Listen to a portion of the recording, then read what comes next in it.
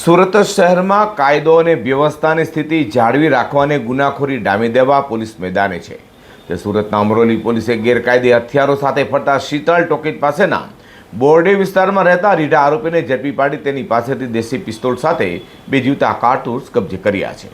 સુરતના in charge police commissioner વામાંગ Jamir, અધિક police commissioner Mahendra Bagadiya, નાયબ પોલીસ કમિશનર લગધીરસિંહ ઝાલા અને મદદનીશ પોલીસ કમિશનર પાર્થ ચોવટિયાની સૂચના લઈને Amroli PI JB Vanar second, PI SB વસાવન ટીમ, પીએસઆઈ જેજી કામડે તથા પીએસઆઈ આરબી ઝાલાના માર્ગદર્શન હેઠળ પેટ્રોલિંગમાં હતી.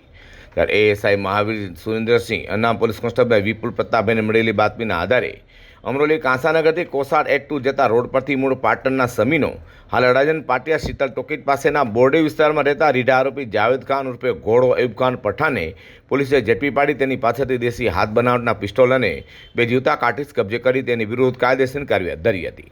તો પોલીસ તપાસમાં આરોપી સામે અગાઉ પણ રાંદે પોલીસ સ્ટેશનમાં અલગ અલગ ગુનાઓ નોંધાયેલ હોવાનું સામે આવ્યું છે.